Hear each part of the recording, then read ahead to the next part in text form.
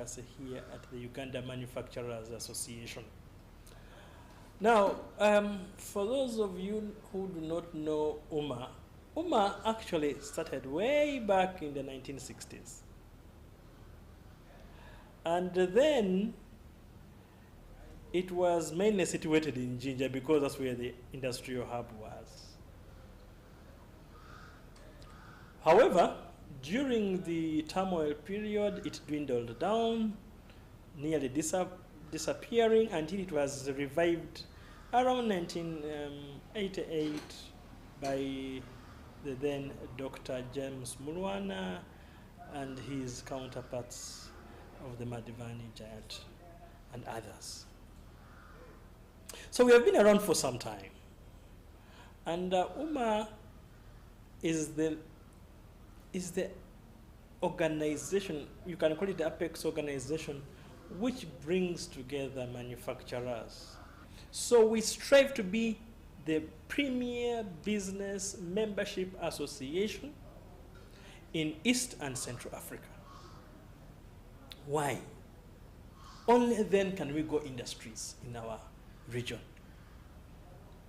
As we speak today, statistics show we have anywhere between 7,500 and 8,000 industries. But if you begin comparing those with the great giants, the Germans have over 250,000 industries. The Japanese over 300,000. The British about 245,000 industries. The Americans, they are way far beyond 650,000 industries. So you can imagine what a massive job we have to do. So if we don't advocate for industries, we can never grow. Have you ever heard of a developed country called something else like it's an agriculturalized or servicialized? All these developed countries are called industrialized. Because industry does one thing. It ties the agricultural sector and the mineral sector to the service sector. The few industries we have now are able to supply locals with a multitude of goods and services. And by the way, the statistics show the impact of this industry. I'll just stop at one thing and say that the industrial sector contributes 25.2% of the gross domestic product. And remember, they are only what? 7,000 to 8,000. But they contribute 30.3% of the taxes. These are few industries we have. They contribute 30.3% of all the taxes we collect in this country. You cannot believe. These same few industries actually contribute, they consume 70.2% of all the electricity you produce. Now just imagine if you doubled the industries you have in the country. What would happen? Just double them. The economy would grow much faster, the agricultural sector would grow much faster, the service sector would grow much faster, all of the sectors would grow. So our appeal and the main job of what we do is advocate for the conducive environment for industry. That is what we do at UMA. You are watching the Lens program. What you do not see is that over a period of time, the number of products we have been producing in Uganda has increased. If it were not for the industrial sector or the manufacturing sector, there would be much more unemployment in the country. Think about it. 72% of the population in the country is in agriculture. If it wasn't for agro-processing, in other words, turning the maize into maize flour, value addition, how many jobs would have not been created? If it wasn't that now we can produce our own plastics, imagine how much we would have been importing. Think about it all these industries which are now in the bread making business. Many of us grew up without eating bread. If it wasn't for agro-processing, even as we speak, you wouldn't have been eating the chicken. Why? Because chicken has to be processed and be taken to a supermarket for you to. It has to be cooled. Yes. What many people do not understand is now we have refrigeration and refrigerators being manufactured in Uganda by Hisense and the likes. Just in the industrial park, industrial area, just out, downtown here, they produce these refrigerators. They produce TVs. So what industrialization does to a country, it brings amenities which many people would not have to the people. Remember, we were importing. Every time we produce things in Uganda, they become cheaper. Number one. Number two, you offer employment, not at the factory only, but the distributor, the trader, the wholesaler, the retailer. All these people get jobs. That is the beauty of manufacturing. The whole budget of Uganda is above 66 trillion. And we collect only 30 trillion. Just imagine if you didn't have these industries from which you collect 10.3 trillion. Where would we get this other money from? So what many people, these few industries are having a huge impact on this economy. And we should strive to have more so that the economy can grow faster. You are watching the Lens program. What have we achieved in the last 5 years? Number one, with our constant dialogue with government, we have managed to achieve something which never used to happen before. In the past 5 years, the budget has, the tax regimes have become stabler. In other words, you can easily predict what's going to happen in the next financial year. That is a huge achievement between us and government. Why? Because if you're a manufacturer and the taxes change every year, you are unable to plan. So right now we have a more stable tax regime. Can we achieve better? Yes, we can. But we are on the path to that. Two, in our dialogue with government, we have managed to bring the electricity costs down. They are not yet there at the promise by His Excellency the President of 5 cents per kilowatt hour, but the trajectory is clearly showing we are going there. And that is very important for us. Again, it is a huge input into our sector. We need electricity to produce the things that you see being produced. Another achievement. Because we work close with government, we see our market base increasing year in, year out. Now you can begin to find our goods all over East Africa, but even going further into the Africa continental free trade area, we are beginning to see our products there in Africa. But we are also exporting as far as Dubai, as far as China, Europe, and even America. Did you know that we actually export iron and steel products out of Uganda? Did you know that we actually export textiles? The other day, one of our major companies in Uganda, Nightil, which many of people don't know that actually still exists, Nightil actually still exists and is doing a lot of work.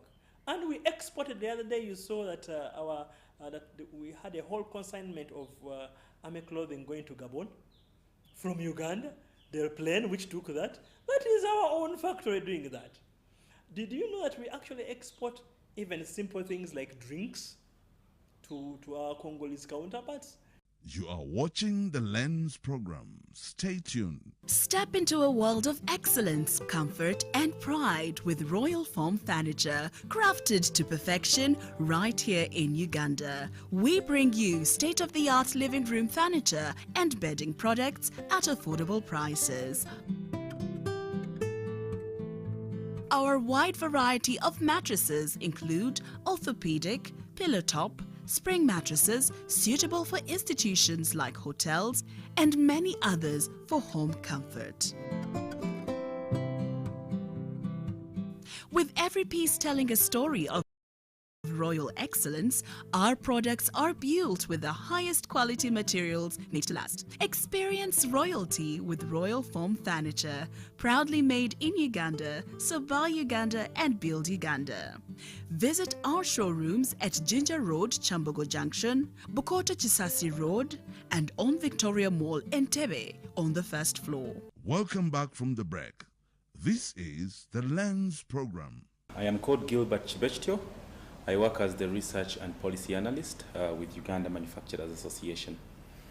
So I want to talk about some of the programs that we have as the association that are directed towards our members, but also the general public.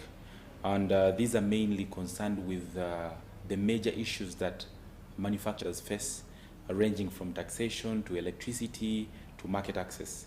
So the first program I'm going to talk about, these are arranged all across the year. And the very first program that we usually have each year as the beginning program is the pre-budget dialogue. So we normally have this pre-budget dialogue in the second month, that's Feb, which is aimed at throwing highlights about how the budget is affecting the implementation or the operation of manufacturers. We know that it's during this budget that major tax proposals are made, and then that's when also major tax bills are passed. And so manufacturers have to understand the impact of these particular taxes to their operations. So the second engagement that we normally have on an annual basis is the research dialogue. So what we understand is all manufacturers are faced with various challenges that are normally not researched about.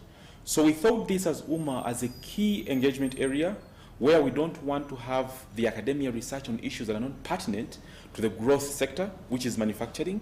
So this one is geared to attract the think tanks, the great minds from the economy, the researchers, mainly from research institutions like Makerere, Chambogo, and all these other universities.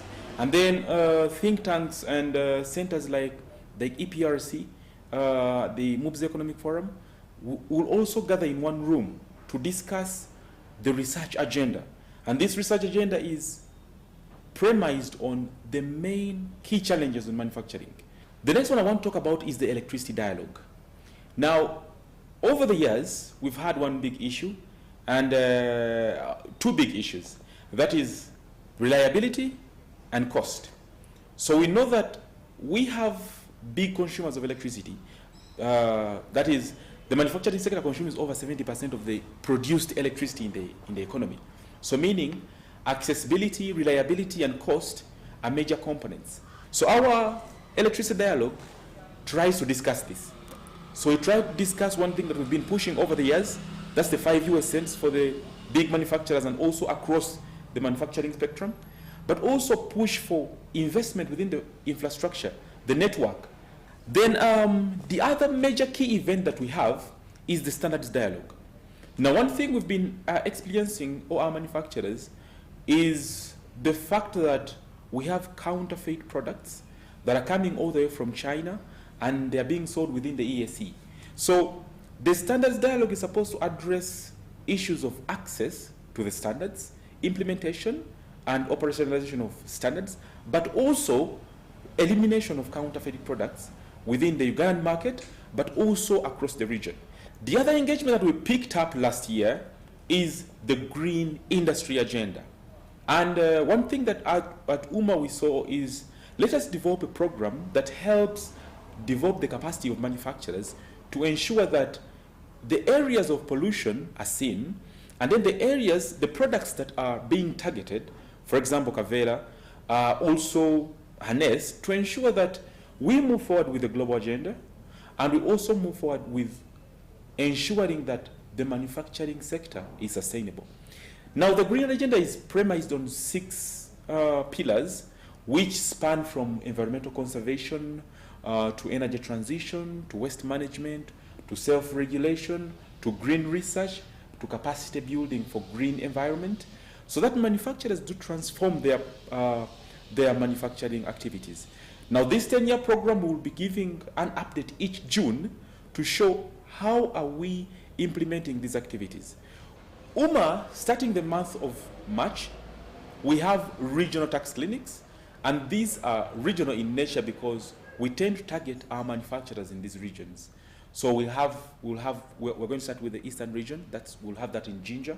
Then we move on to Mbarara, we move on to Fort Portal, we move on to Gulu, we move on to Arua. And this is aimed at showing manufacturers how they can be compliant. In fact, we have this in collaboration with URA. So URA will come and then train manufacturers on the different systems being put forward to ensure that they understand how these work and how compliant they can be. And then we have a post-budget dialogue. Now, this post-budget dialogue brings together still the same stakeholders, and we look at what we call the policy wins. We as UMA and our think tank, we come together with these policy objectives, which are then taken on or not taken on by government. So after the budget is read, we come to evaluate how our recommendations were included in the budget. And this information we give out to the general public and also to our manufacturers to ensure that they can understand how they can use the budget to their advantage, which is really key and really pertinent. And then we have what we call the financial symposium. One of the key challenges of manufacturing is access to patient and long-term capital. It should be patient and non-costly. So when we realize that on average, the interest rates will run between 17 and 29%, that's not good for manufacturing, because manufacturing, when you look at the return on investment, it's not that high. You might find that it's below the 15% mark. The last engagement that we normally have for the year that I'll talk about is the International Trade Fair. So UMA each year will have about 2 trade fairs, 1 regional trade fair and 1 international trade fair. Regional trade fairs are usually held in June and December, and then the international trade fair, which I would like to focus on mainly, is held in October, usually between 2nd and 10th of October. Now, the international trade fair, it attracts a great deal of manufacturers, between 1,000 to 2,500. And these manufacturers, importantly, not only come from Uganda, but across the region and also internationally. So these come here to exhibit their products, but also to sell.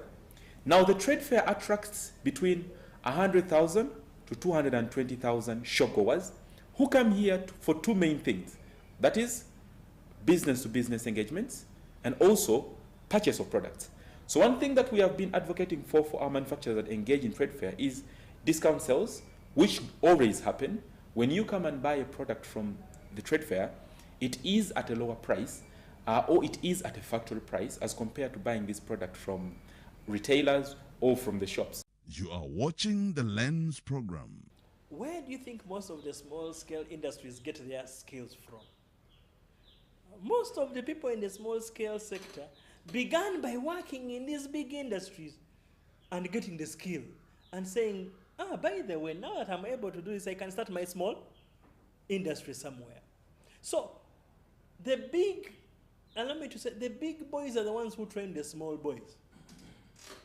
What we have to do, however, is get the linkages very nicely. The small-scale industries will always be the sector which employs most. Because in a normal way, a normal economy, a normal society, people want to work for themselves. But many a times it's because they don't have skills that they end up not being able to work for themselves. So the issue here is to set up curricula which allow our young people to go and work in these big industries as interns, but more importantly, as fresh graduates. Without mincing words, the biggest challenge we have in this country is access to finance. And now the access to finance, we don't mean just getting money. We mean access to long-term financing at a cheap rate. You see, we pride ourselves. I sometimes hear people wanting to say, oh yes, you can now borrow at 18%, 17%. Come on. In countries like Japan, people are borrowing at 0.1%. First of all, the major reason why an economy will grow is because you have produced. Any country which is not producing anything, which is not rich, it means it's not producing things. So number one, you must produce. Production. Two, you must distribute your goods. Logistics. Three, you must have a market for your goods. Market access. Now the challenge is production, distribution, and market, which is the definition of economics, can only be brought together by one thing: finance. You don't have finance, you can't do any of these three. To produce, you need money. To distribute, you need money. To go to the market, you need money. So without tying these things up with finance, you're wasting time. So that is why it's the number one issue. Financing. Financing for what? For production. Financing for what? Distribution. And financing for what? For marketing. That is the number one issue. Number two is Uganda. We must decide. We really must decide. 52% of our economy is informal. Now let me ask a question.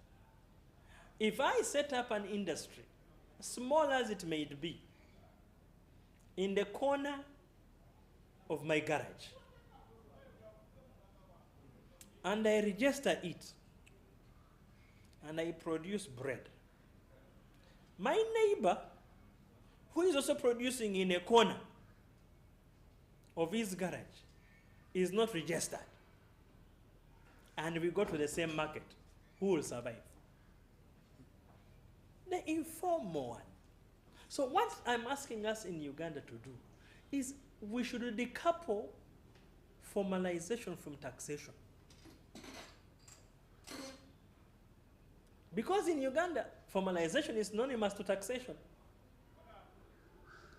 Once you have those two together, people will never formalize. Decouple the two. First, ensure that everyone is formalized. Then support everyone who is formalized to grow and then tax them. We need to have our cooperatives back. We need to have people back into systems that make them work. Aggregation. We need to aggregate agricultural produce. Otherwise, which one should I take? Which one? If I can't trace it, if I can't aggregate it, how will I manufacture? How will I add value? Because I have to go and look for 2 kilos of maize here, another 4 there, another 6 here, another 10 there. No, I want to go to one place and buy all the maize I need. And then go and add value to the maize. I don't want to go to all the villages. Number 3, which is tied to number 2, is the issue of standards. Because you have a huge informal sector, you cannot be talking about standards. Yet, if you don't have standards, you cannot grow the economy. That means you're going to bring more and more products into the counterfeit era. Now, counterfeit is again literally worse than informality because you don't know exactly what you're consuming. You don't know exactly whether what you're doing is correct or the product you're taking home is correct or wrong.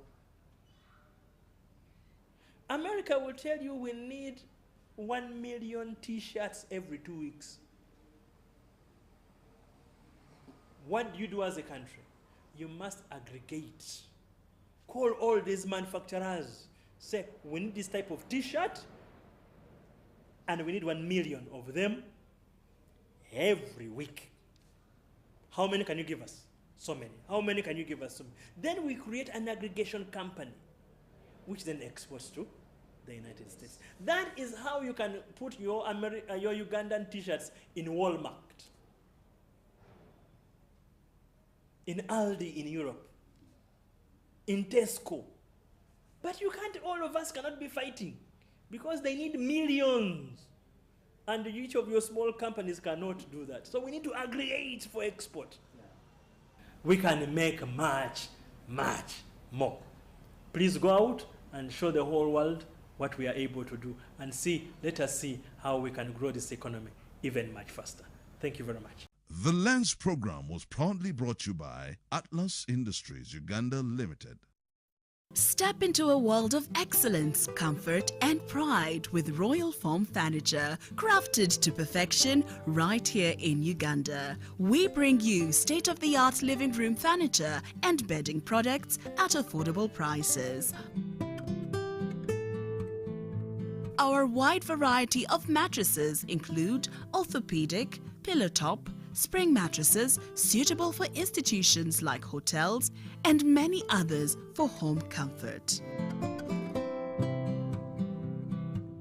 With every piece telling a story of royal excellence, our products are